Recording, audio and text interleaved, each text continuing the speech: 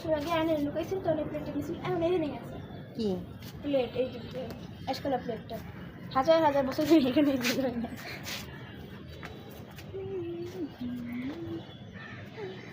এই